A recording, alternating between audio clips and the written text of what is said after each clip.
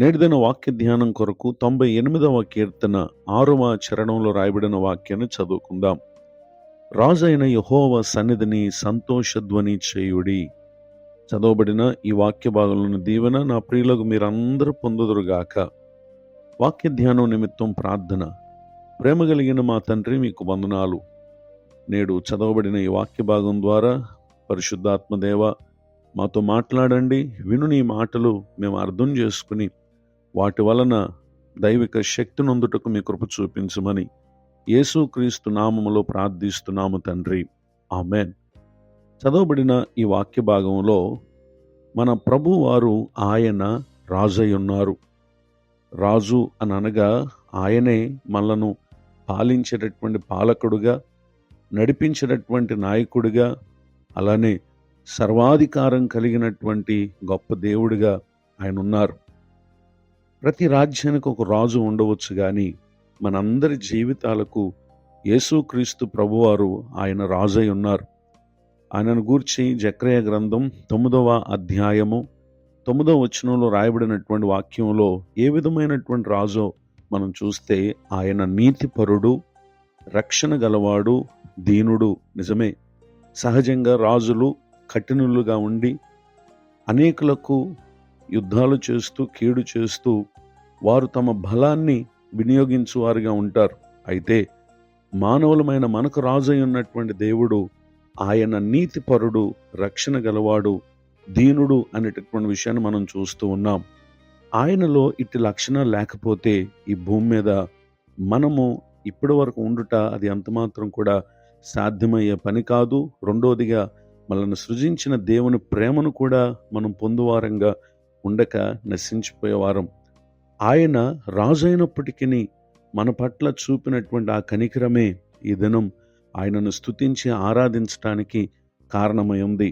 ఆ దేవునిని గూర్చి తిమోతికి రాసినటువంటి మొదటి పత్రిక 6వ అధ్యాయము 15వ వచనంలో సంఘానికి అపోస్తలుడైనటువంటి పౌలు గారు ఈ తిమోతి పత్రికలో, లేక తిమోతికి రాసినటువంటి పత్రికలో ఏమని తెలియజేస్తున్నారు అనంటే, శ్రీమంతుడును అద్వితీయుడునగు సర్వాధిపతి యుక్త కాలములందు ఆ ప్రత్యక్షతను కనుపరుచును.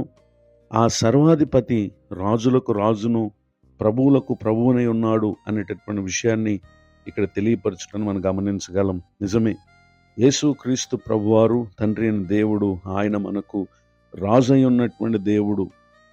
మన మనస్సు మన జీవితాన్ని పాలించేదిగా కాక, రాజై ఉన్నటువంటి దేవుని మాటలు మనము అనుసరించి నడుచుచున్నప్పుడు ఆయన రాజ్యమందు, ఈ ఇహలోకమందు మనము ఆయన మహిమార్థమై జీవించు వారంగా ఉంటాం.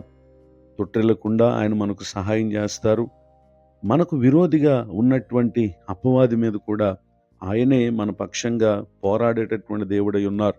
హెబ్రీయులకు రాసినటువంటి పత్రిక 2వ అధ్యాయము 18వ వచనంలో, తాను శోధింపబడి శ్రమ పొందెను గనుక శోధింపబడు వారికి సహాయం చేయగలవాడు ఆయను. నిజమే, ప్రతి రాజు తన రాజ్యాన్ని కాపాడుకునేటటువంటి ప్రయత్నం చేస్తాడు, యుద్ధాలు చేస్తాడు, ప్రయాసపడతాడు.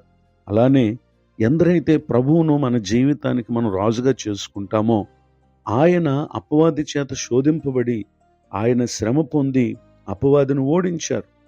ఎందరైతే ఇప్పుడు ప్రభువును తమకు రాజుగా చేసుకుంటారో వారిని శోధించేటటువంటి అపవాది శోధనలన్నిటిలో కూడా పరిశుద్ధాత్మ దేవుడు మనకు సహాయం చేస్తారు.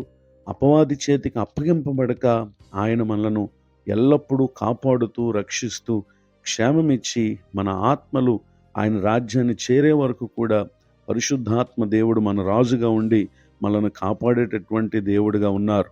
వాస్తవానికి అపవాది మన ఆత్మలను నరకానికి తీసుకుని వెళ్ళాలని అనుదినం మనల్ని శోధిస్తూ ఉంటాడు. అయితే ఎందరైతే యేసుక్రీస్తు ప్రభును రాజుగా కలిగి ఉంటారో, తెస్సలోనికీయులకు రాసినటువంటి మొదటి పత్రిక 5వ అధ్యాయము 23వ వచనంలో, సమాధానకర్తయగు దేవుడే మిమ్మును సంపూర్ణముగా పరిశుద్ధపరచునుగాక, మీ ఆత్మయు జీవమును శరీరమును మన ప్రభు అయిన యేసుక్రీస్తు రాకడ యందు నిందారహితముగాను సంపూర్ణముగాను ఉండునట్లు కాపాడబడునుగాక అని అక్కడ మనం చూస్తూ ఉన్నాం.